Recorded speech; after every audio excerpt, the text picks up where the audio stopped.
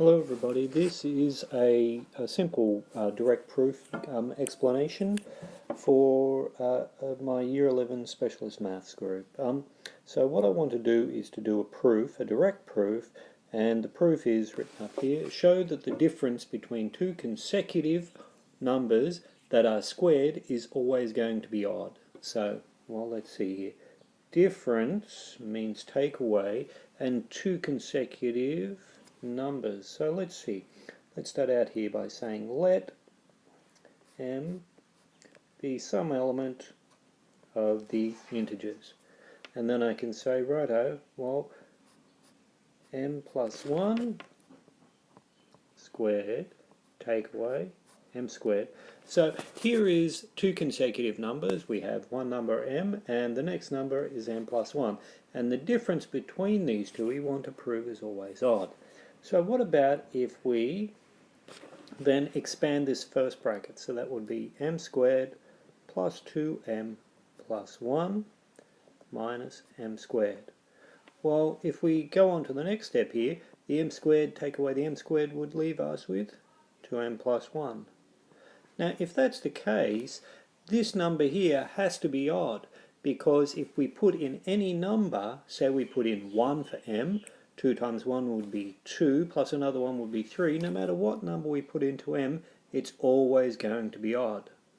So what we've done then is we've worked out or proved that the difference between two consecutive odd numbers is always going to be odd.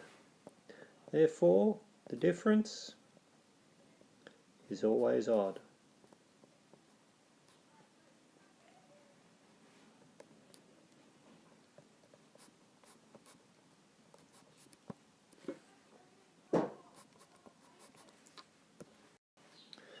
Hello again, Year 11s. This is a couple of examples for you that I'm going to do. This is from 8A, question number 5. Now, what we have here is a proof that we must do by direct proof. If m and n are both perfect squares, prove that mn, which is the product, m times n, is also a perfect square. So let's set out a couple of explanations here. So let's say let m equal to a squared, and a will be some integer. Let's let n equal to b squared, so that b is an element of the integers. Now if we have m times n, let's see, m times n, alrighty, well if we substitute in and say, well that would be a squared times b squared, which would be a b squared, then, well, that's a perfect square, so we could say mn equals some number squared, and that's done what I've needed to prove. Alright, let's try one more. Alright, Year 11, so here we are again with another problem. Prove that the sum of the square of two consecutive odd numbers is even. So let's say we have two odd numbers, and we'll say the first odd number is 2m plus 1. Now that's an odd number because we know that if we make m some element of the integers, then m plus 2 will always be odd, because if we put in m is equal to 1, 2 times 1 is 2, plus another one is 3. If we make m equal to 2, 2 times 2 is 4, 4 plus another one is 5, and so it'll always be odd. Now what about if we say, okay, now we've got to make them squared, so 2m plus 1 squared, and the sum of another odd number, which will be just a little bit below that, will be 2m minus 1 squared.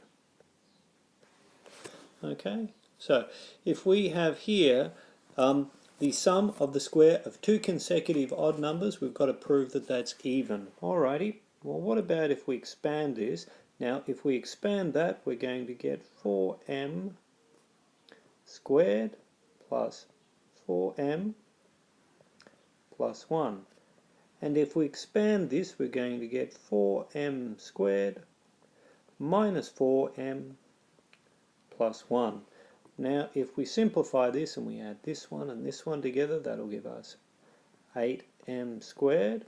Now, plus 4m and minus 4m, well, those two will cancel out, so we don't need to write them down.